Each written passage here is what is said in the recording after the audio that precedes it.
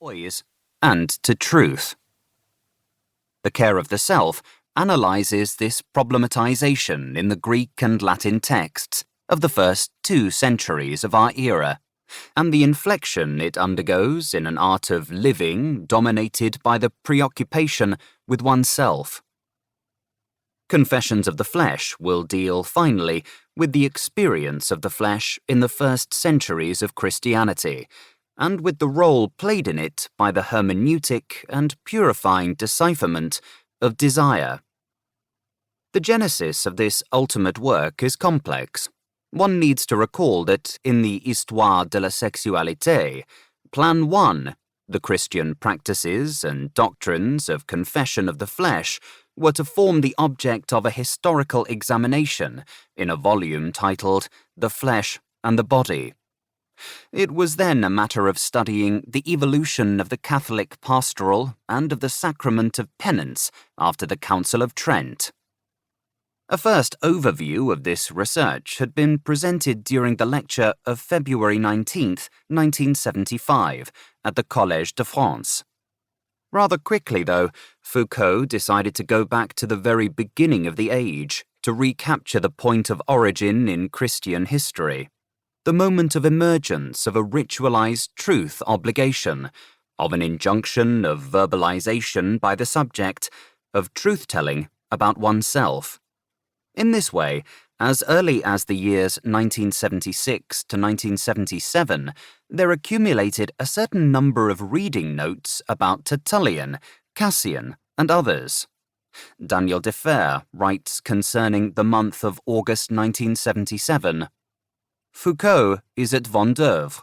He is writing about the Church Fathers and attempting to shift his history of sexuality by several centuries.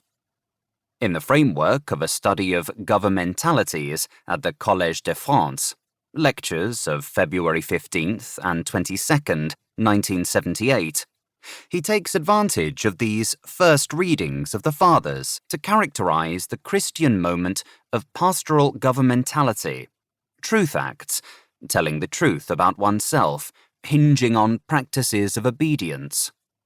These results will be taken up and synthesized in October 1979 in preparation for the first of 2 presentations in the framework of the Tantor Lectures at Stanford University. The year 1980 constitutes a decisive moment in the development of studies leading to the manuscript of The Confessions.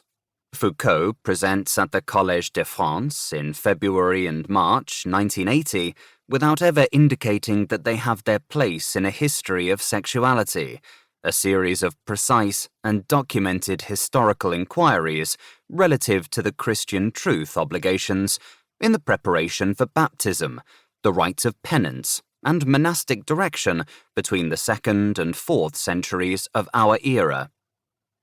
In autumn of the same year, in the United States, he gives at the University of California, Berkeley, and at Dartmouth College 2 lectures setting out these same themes in their grand conceptual generality, and above all, in the context of a seminar in New York with Richard Sennett, he presents again, in a schematic way of course, many of the articulations of what will become the Confessions of the Flesh.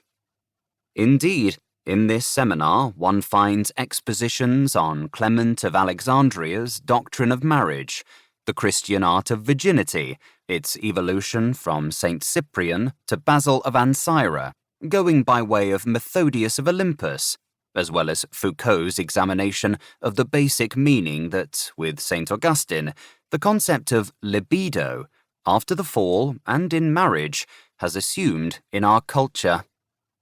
So one can say not only that, as early as the end of 1980, Foucault has a strong intuition of the architecture and the main arguments of the Confessions of the Flesh, but also that he has already accomplished a substantial investigation of the sources, at least for the study of the rituals of penance and the principles of monastic direction.